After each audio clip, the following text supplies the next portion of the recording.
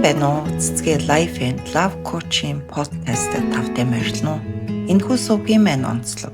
Бид хэнийг ч буруутгахгүй. Харин бидний дотоод зөрчлийг ил болгох асуудал бүхий үнэнтэй зөөлнөл бас зөрөгтэйгээр нүүр тулах болно.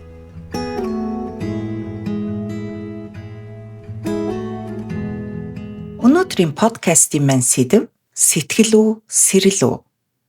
Хэн нэгэн гуравдагч хүн татагдаж, түүнтэй холбоотой байх хүсэл мөрөөдлийн ард юу нуугдаж байна вэ гэдгийг задлж үзцгээе. Магадгүй жайл хизээний гэрэлч гисэн аль эсвэл урт удаан хугацааны хосын тогтмол харилцаатай нэгэн байж болно. Гэтэл нэгэн хүн чиний бодлоос гарахгүй. Заримдаа түнтэй зүгээр ярмаар санагдана. Заримдаа бүр илүү ойртож, дотносмаар санагдах тохиолдол байдаг тийм ээ. Тийм үед бид өөрөөсөө дараах зүйлсийг асуудаг. Яана энэ жинхэнэ хайр сэтгэл байх вэ? Аль эсвэл зүгээр л түүнтэй ойртож, дотносох гэсэн бие махбодын хүсэл, сэрэл юм болов уу? Хэрвээ энэ хайр сэтгэл бол би одоо яана? Хэрвээ энэ зүгээр л нэг бие махбодын сэрэл хүсэл юм бол яагаад ийм хүчтэй илрээд байдаг юм бол тоо? За би та нарыг тайвшруулах нэгэн зүйлийг маш тодор хэлмээр байна. Мэдрэмж төрж байгааг ерөөсөө бити буруутгаа. Энэ мэдрэмж бол зүгээр л нэг дохио байдаг юм. Энэ мэдрэмжийн дагуу чи заавал шийдвэр гаргах албагүй. Тэгэхээр бид нар өнөөдөр энэ мэдрэмж хэмээх дохиог ямар нэгэн айдасгүйгээр, ичхүүргүйгээр хамтдаа тайлж харахыг хичээе. Манай үйлчлүүлэгчид над дээр ирээд нэгэн асуултыг асуудаг л да. Би өөр нэгэн хүн татагдаад байна. Энэ юу гэсэн үг вэ? Би өөр нэгэн хүнийг хайрламаар, таалмаар байна. Энэ буруу юу? Яг энэ үедээ тэд хэвчлэн өөрийгөө буруутгаж эхэлдэг. Би яана ямар нэгэн гаж тунтай буруу хүн юм болов уу? Миний хайр сэтгэл, гэр бүлийн харилцаа үүнээс болоод нурчих вэ дээ. Яна хэрвээ энэ жинхэнэ хайр сэтгэл бол би юу хийх ёстой бол? Хэрвээ энэ зүгээр л хүсэл, сэрэл бол би үнийг ямар нэгэн байдлаар яаж дарах вэ? За тэгвэл үнэн дээ тийм ээ. Энэ асуултанд хариулахын тулд бүгдээрээ эхлээд бидний тарих хэрхэн ажилладаг вэ гэдгийг ойлгох хэрэгтэй болж байна. Учир нь бидний тарих барагтай л бол ёс суртахуунаар бодож чаддаггүй. Дээр нь нэмээд чиний гэрэлсэн гэрлээгөө тэдэнд нэг хамаатай биш байдаг. Яг үнэндээ тэд физиологийнхаа системээр ажиллаж байгаа гэдгийг та нар нэг бодолцоорой. За нэгдүгээр тэгвэл яагаад бид ер нь бусдад татагддаг юм бэ? Яг энэ үед тархинд юу болдгоо гэдгийг авч үзье л да. Хүн бүрийн тархинд тэгэхээр 3 өөр систем ажилладаг байна. Энэ системүүд нь бүгдээрээ өөр зорилготой, хүнд өөр мэдрэмжийг төрүүлж байдаг. Дээр нь нэмээд биднийг өөр зүйл рүү сэтгэлийг минь татаж байдаг. Тийм нэг 3 систем ба. Хамгийн чухал нь тийм ээ энэ 3 систем нэг хүн дээр заавал давхцах албагүй байдаг. Тиймээс л бид хин нэгнийг хайрлаж байхдаа хин нэгэнтэй гэрэлж тийм ээ одоо би чамдаа л үнэнч байна шүү гэдэг амлалтыг өгсөний ч дараа өөр хин нэг нь татагдах нь энгийн асуудал байдаг юм аа. Тэгэхээр энэ бүгдээрээ одоо нарийнаар олж харъя. Ихэнх хүмүүс нэг зүйлийг андуурах гэдэг шүү. Би өөр хүн татагдаад байна. Өөр хин нэгнийг онцолж таалахыг хүсээд байна. Тэгэхээр миний хосын харилцаа зэвэрчихсэн. Аль эсвэл ердөөсөө маш том асуудалтай байсан гэсэн үг үү гэж хүмүүс хараад байдаг. Гэтэл үнэндээ энэ бүхэн хариулахаас өмнө бүгдээрээ тархины тухай бодлыг бодъё. Миний хосын харилцаа асуудалтай байна уу гэж бодхоос түрүүн бүгдээрээ тархины 3 системийг авч үзье. За нэгдүгээр систем юу вэ гэхээр сэрэл хүслийн систем гэж байна. Энэ бол цэвэр бие махбодын систем. Энд ердөөсөө ёс суртахуун байхгүй. Энэ үед бид болохгүй гэдэг бодлыг хизээж боддоггүй. Бидний бие махбод аль хизээний төрүүлээд хариу өгчдөг. Тэгвэл сэрэл яаж илэрдэм бэ гэж та нар асуух бах тийм ээ. Тэгвэл Чи магадгүй тийм ээ маш сайхан эмэгтэйг аль эсвэл маш сайхан залууг хараад нүд чинь автоматар тэр хүн дээр тогтоод би чин халуу дүүгээд тийм ээ нүүр чин улайгаад зүрх чин хурцсаад тийм хариу өгдөг байж болно. Яг энэ үед чи хүүе би ингэж болохгүй штэ гэж бодож чамжаагүй байх үед чиний бие аль хэдийн хариу өгч гисэн байдаг. Яагад гэвэл бидний сэрэл нүдний хараа хамарны үнэрлэх мэдрэмж тийм ээ хин нэгэнд зүгээр л нэг хүрээд өнгөрөх тэр хүрэлт дээр суурилдаг. Сэрэл бол маш хурдан асдаг. Бас маш хурдан унтарч чадна. Яг л галын оч шиг. Галын оч яхав дүрлцэлд бусдыг асаадаг болвол дүрлцэлд ассан шигэ бас намгүн болон унтарч чаддаг. Тийм учраас чи энд нэг зүйлийг ойлгох хэрэгтэй. Сэрэл гэдэг бол хайр сэтгэл биш. Дээр нэмээд зүрх сэтгэл ердөөсөө биш. Дээр нэмээд чи сэрлийг дагаж ямар нэгэн амлалт өгөх албагүй. Тийм учраас энэ бол зүгээр л биологийн урвал гэж ойлгож болно. Сэрэл төрсөн нь чи хайртай ханиасаа урвлаа гэсэн үг биш. Сэрэл төрснөөр чи гаж донтон муу хүн болчлоо гэсэн үг биш. Бүх юмны асуудал яах вэ гэхээр чи тэр сэрлийг яаж удирдах байна вэ? Аль эсвэл чи тэр сэрлийг хин дээр хэдийд хэрхэн яаж зогсоож чадах вэ гэдэг асуултанд л хариулахад хангалттай болж байна. За тэгвэл хоёр дахь систем бол бидний дурлал буюу хин нэгэнд татагдах байдал. Энэ үед хүмүүс маш их андуурдаг юм аа. Дурлал гэж тэгвэл юу юм? Дурлал бол тийм ээ маш том догтлол, онцгой мэдрэмж. Хин нэгэн бүр шинэ хүнд татагдах тэр хүч, сониучрах, сониучрал. За яг энэ үед бидний адреналин маш ихээр ядалгарч зүрх хурдан ингээд тийм ээ бүр ингээд түг гэж цохилж бидний бодол маш тогтворгүй болж эхэлдэг. Чи энэ үед өөртөө ингэж хэлнэ л дээ. Вау, яагаад чи энэ хүн нэг л өөр хүн юм шиг. Энэ хүн л нэг онцгой хүн юм шиг. Энэ хүн миний бодлоос хизээж гарахгүй байна гэх мэтэр. Тэгтээ чи нэг зүйлийг анхаараарай. Энэ дурлал гэдэг бол чиний сэтгэлийн гүн холбоо биш юм аа. Дурлал бол ихэвчлэн зүгээр л чиний хувьд цоо шин орчин, цоо шин хүн. Бас дээр нэмээд нууц, цоо шин нууц байж болно тийм ээ. Аль эсвэл ямар нэгэн боломжгүй байдал, нууцлаг байдал дээр гэхүү илүү хүчтэй асдаг юм аа. Тиймээс чи магадгүй хамт ажилдаг хүн аль эсвэл хин нэгэнтэй нууц харилцаа тогтоосон бүр энэ хүнтэй болохгүй шүү дээ гэж бодсон тэр харилцааны үед маш их тогтолдог. Энэ бол зүгээр л чиний тархины хийж байгаа химийн тоглоом юм ба. Тэгвэл дурлал яагаад надад ийм хүчтэй сэтгэлдлийг төрүүлээд байдаг юм бэ гэж асуух бах тийм ээ. Бидний тархи физиологоос шин зүйлд донтох дуртай. Яагаад гэвэл энэ үед маш ихээр допамин ялгардаг. Энэ үед допамин их ялгарсныхаа улмаас бид бодит байдлыг маш их хөөрөгдөж хардаг. Чи яг эд дурлсан байх үе бодоод үзтээ. Тэр үед чи зүгээр бүхнийг хүлээн зөвшөөрсөн идеалист хүн болдог. Тэр хүнийхээ сул талыг хизээж олж хардаггүй. Яг энэ утгаараа чи бодит амьдралыг бүр мөсөн мартах хандлагатай болж ирдэг. Тийм учраас би та нарт хэлье. Дурлалын үед шийдвэр гаргах аюултай шүү гэдгийг хэлье. За тэгвэл 3 дахь системийн талаар ярилцъя л да.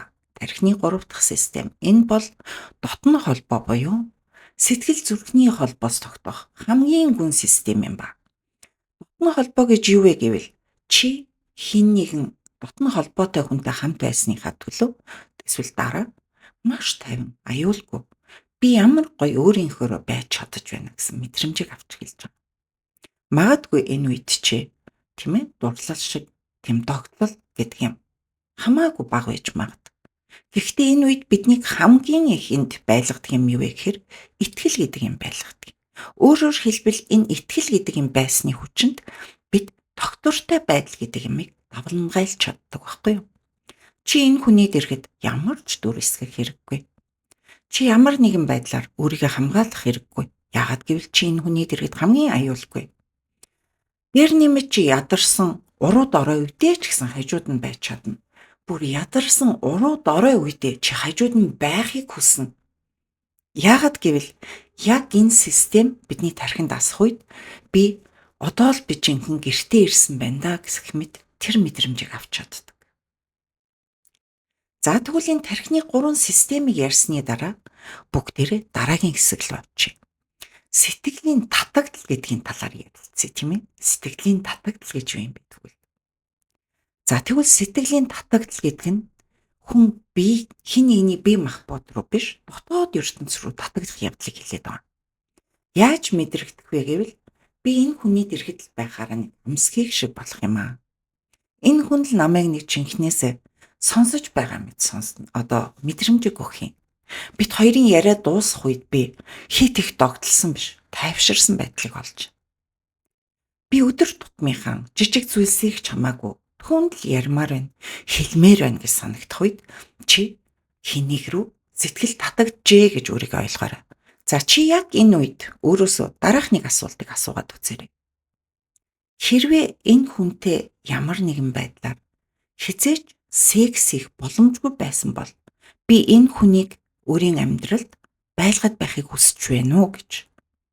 Хэрвээ чи энэ асуултанд тийм ээ хэмээн хариулах юм бол энэ нь жинхэнэ сэтгэлийн татагдал юм ба.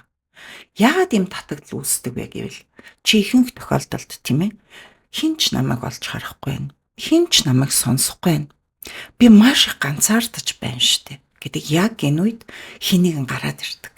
Зүгээр л чамайг анхааралтай, дулаахан ойлгож байгаа юм шиг мэдрэмжийг чамд өгч эхэлж байгаа. Тэгэхдээ хамгийн аюултай нь энэ бүхэн би энэ хүнийг зүгээр л ярмаар байна. Энэ хүнтэй зүгээр л ойрхон баймаар байна гэсэн бодол үйлдэлээс эхэлдэг гэдгийг чамд анхааруулж хэлье. За тэгвэл дараагийн хэсэгт бүгдээрээ сэрлийн талаар ахаад үзье л да. Сэрлийг бид өмнө ярьсан тийм ээ. Тархины зүгээр л нэг бие махбодын татагдал гэдэг. Өөрөөр хэлбэл биеийн реакц. Бид ямар нэгэн зүйлийг хараад анзаардаг, бодхоосоо өмнө мэдэрдэг. Яг энэ үед бид ямар шинж тэмдгийг авдаг вэ гэхээр тухайн хүний тийм ээ бие, хөл, гар бүр үнэр бидний санаанаас гардаггүй. Тэрийг бодох төдийд, тэрийг одоо санах төдийд л бидний бие ингээд тийм ээ ямар нэгэн байдлаар арцааж сэрэл хөдөлж эхэлдэг. Тэр хүний тухай бодох төдийд төсөөлөл автоматар орж ирж байгаа. Бидний зүрх хурдан цохилно. За дээр нь нэмээд ялангуяа тийм сексийн төсөөлөл гэдэг юм бол илүү их давмгайлж байгаа. Энэ үед би та нарт дараах асуултыг өөртөө тавиасаа гэж хүсэж байна. Хэрвээ би энэ хүнтэй ямар нэгэн байдлаар гүн гүнзгий ярилцаж ойлголцох холбоо тогтоогоогүй байсан ч би энэ хүнтэй үнэхээр ойр байхыг хүсэж байна уу гэдгээ өөрөөсөө асуугаад үзээрэй. Хэрвээ чи энэ асуултанд тийм гэж хариулах юм бол энэ бол сэрэл юм аа. Сэрэл бидний ярьсанчлан тийм ээ муу зүйл биш, ичхүүртэй зүйл биш. Хүний биологийн нэг хэсэг. Тэгэхээр асуудал нь сэрэлт юусоо биш байгаамаа. Зөвхөн энэ сэрлийг би айж удирдах байна вэ гэдэг байгаад байна. За тэгвэл дараагийн хэсэг нь юу вэ гэхээр энэ бүхэн хольж орж ирээд ямар нэгэн баахан мэдрэмжийн одоо коктейл гэж хэлж болно тийм ээ. Тийм болоод ирэх үед бид хоорондоо ярьдаг. Би энэ бүхнийг ойлгохгүй байна. Би түүнтэй ярмаар байна. Би тэрийг бүр тэрхийг хүсэж байна. За яг энэ холимог татагдлын үед бид түүнтэй гүн яриа өрнүүлмээр байдаг. Дээр нэмээд бие махбодын хувьд ч таталцаад эхэлдэг. Түүний дараа би хамгийн сайхан тайвширлыг олоод ирдэг. Бас догтлолыг мэдрээд эхэлдэг. Өөрөөр хэлбэл ихэнх романтик татагдал яг ийм байдаг юм ба. Тэгэхээр чи яг ийм асуудал үүссэн үед өөрөөсөө дараах асуултыг асуугаарай. Энэ үед чиний эхнэр үү, чиний нөхөр үү, аль эсвэл энэ 3 дахь хүн үү гэдэг нь ердөөсөө чухал биш байдаг. Зөвхөн надад ямар мэдрэмж, ямар хэрэгцээ шаардлага давмгайлж байна вэ гэдгийг өөрөөсөө нэг асуугаад үзээрэй. За би тэгэхээр та нарт өөрийгөө шалгах нэгэн тийм тестийг үлдээе л да. Энд юусоо чи яаран хариулах гэд хэрэггүй. Зүгээр л дотроо бодоод хариулт өгöd үзээрэй.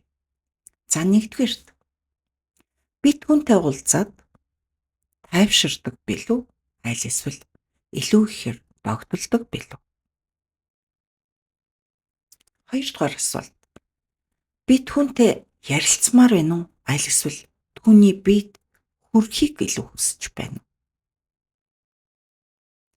За 3 дугаарт би түүнийг өдөр тутмынхаа амьдралдаа найз нөхдийн журмаар оруулж төсөөлж чадаж байна уу? Аль эсвэл энэ бүхэн зөвхөн миний хувьд нууц, интим байдлаар л илэрхэх хэрэгтэй юу? 4-р асуулт. Хэрвээ энэ харилцаа цааш ямар нэгэн байдлаар үргэлжлэх ёсгүй бол би хэр их гуниглах бол? Аль эсвэл би маш их бухимдах болов? Чи гуниглах үед тийм ээ магадгүй энэ бол сэтгэл таталтай холбоотой байдаг. Бухимдаад ирэх юм бол энэ биеийн илрэл учраас энэний сэрэлттэй холбоотой юм. Тэгэхээр эдгээрийн хариултууд чиний мэдрэмжийг чамд нэрлэх боломжийг өгч байгаа юм. Тэгэхээр би та нарт дахиад нэг сануулъя. Сэтгэл гэдэг бол тийм ээ хин нэгэнд сэтгэл татагдсанараа чи уралд хийж байгаа юм биш ээ. Хин нэгнийг хараад сэрэл хөдөлж байгаагаар чи гаж дотонтой муу хүн биш. Хин нэгэнд бүр ингээд тийм ээ дурлснараа чи шийдвэр гаргах алба хөө гэдгийг чи өөртөө нэг бодоорой. Яагаад гэвэл энэ бүхэн мэдрэмж яадаг вэ гэхээр бидэнд мэдээлэл өгөхийн тулд бидэн дээр илэрч байдаг. Харин энэ мэдээлэлээс бий болж байгаа хэрэгцээ шаардлагыг бид яах вэ гэдэг нь чиний сонголт юм байна. Тэгэхээр чи хэрвээ энэ бүх асуултанд хариулсны дараа өөрийгөө ойлгож эхэлж магад. Өөрийгөө ойлгож эхэлсэн хүн өөрийгөө ердөө сухуурхаа болчихдог. Магадгүй чи одоо тийм ээ 3 дахь хүнийг амьдралтаа урин дуудаад оруулчихсан. Эхнэртэй аль эсвэл нөхөртөө хайртай хүндээ баригдахаас айж дотор ч нь хайруу аль эсвэл зүгээр л нэг сэрэл үг хэмээн дотроо зөрчилдөж би юу хийж байна вэ хэмээн өөртөө эргэлзэж гутаж гонхирч байвал миний удахгүй бэлэн болох үнэнтэй нүур тулах хорон буюу амьдралдаа 3 дахь хүнийг оруулсан таны шийдвэр гаргахад туслах дотоод аял нэртэй онлайн сургалтад маань урьдчилан бүртгүүлэх боломжийг ашиглаарай. Яг одоо чи ямар ч шийдвэр гаргах хэрэггүй. Зүгээр л доорх линк дээр дараад цахим хаягаа үлдэн урьдчилан бүртгүүлээрэй. Энэхүү подкаст нь сэтгэл заслын эмчилгээ биш шүү. Хэрвээ чи аюултай хүчирхийлэлтэй нөхцөлд байгаа бол мэргэжлийн тусламж яаралтай аваарай хэмээн би танд зөвлөх байна. Баярлалаа, баяртай. Хэрвээ чи энэ дугаараас эргэцүүлэн бодох ганцхан зүйлийг өөртөө авч үлдэж, өөрийгөө болон бусдыг инэрэн хайрлах сэтгэлээр ойлгож чадсан бол миний зорилго биелж байна тэр. Чи өөрөөрөө байх зэргийг алхам алхмаар олж чадна.